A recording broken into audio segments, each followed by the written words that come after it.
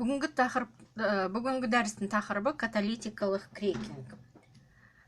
Дәрісте каталитикалық крекинг сипаттамалары, шикізат және негізгі өнімдері қарастырылады.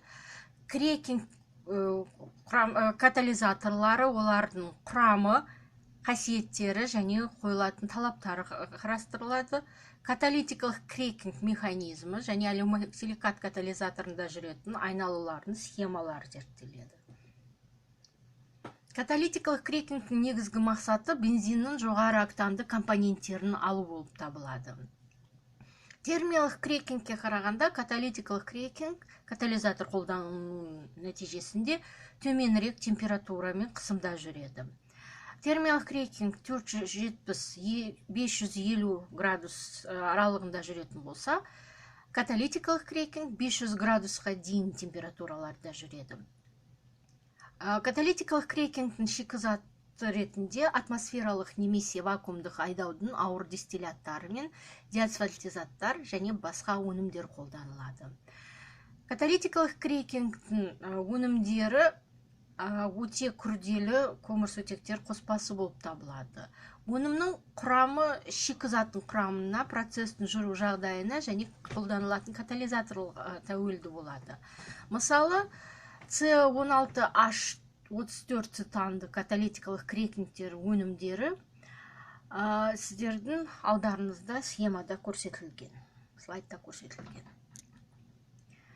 Каталитикалық крекингте солид құрамда алюмосиликатты катализатор қолданылады. Оның 80-90% аморфты алюмосиликатпен құралады, ал 10-20% X және Y типті циолит болады. Алюмосиликатты катализаторлар өнеркәсіпте шар тәрізді түрінде және микросфералық түрде қолданылады. Каталитикалық крекингтің механизмі карбоний ион.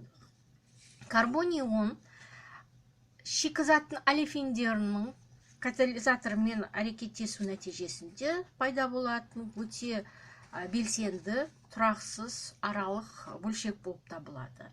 Ол әрі қарай көмірсутектермен әрекеттесу барысында олардың құрамындағы сутекті гидрид ион ретінде бөліп алып, өзіне қосып алады. Нәтижесінде олефин және тізбегі қысқа болатын жаңа карбоний ион түзіледі. Осылайша реакцияның тізбегі дами береді. Каталитикалық крекингтің механизмі карбоний иондық болғандықтан, карбоний ион радикалға қарағанда тұрақсыздау болады. Сондықтан оның қатысында изомерлену реакциялар жеңіл жүреді. Нәтижесінде каталитикалық крекинг өнімдерінде тармақталған көмірсутектердің үлесі көбірек болады. Катиондардың тұрақтылығы сіздердің алдарыңыздағы қатарда өзгеріп тұрады. Бұл қатар бойынша CH3 және C2H5 бөлшектері, иондары тұрақсыз болғандықтан каталитикалық крекингтің өнімдерінде, газ өнімдерінде C3, C4 көмірсутектердің үлесі көбірек болады.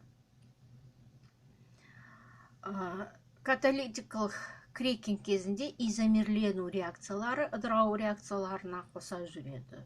Сондықтан тармақталған және тұрақтылығы жоғары бөлшектер түзіледі. Осындай түрлену нәтижесінде каталитикалық крекинг өнімдерінің құрамы изомерлі көмірсутектермен байытылған болады. Нәтижесінде алынатын бензиндердің октан саны жоғарырақ болып келеді. Алюмосиликатты катализаторында төмендегідей реакциялар жүреді. Біріншіден, катализаторды протондау сіздердің алдарыңызда көрсетіліп тұрған схема бойынша жүреді.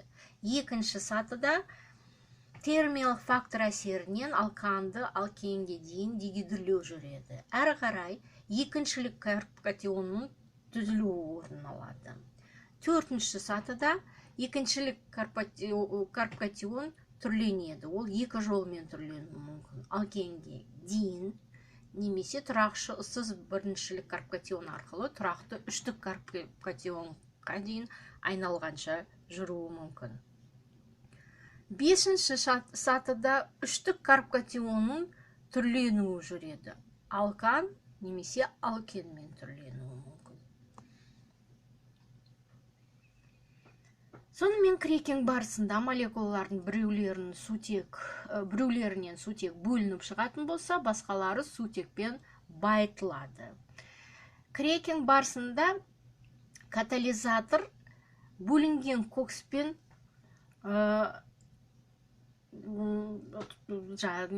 кеуектері бөлінген кокске толып қалады. Яғни катализатор кокстеледі. Бұл катализаторның жұмысын нашарлатады.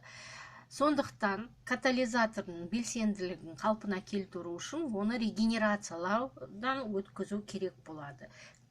Крекинг барысында катализаторның жұмысының схемасы сіздердің алдарыңызда көрсетілген схема бойынша жүреді. Бұл тақырып бойынша материалды қарастыру үшін алдарыңызда әдебиет тізімі ұсынылып тұр. Осы кітаптардан қарап оқып алуларыңызға болады материалды.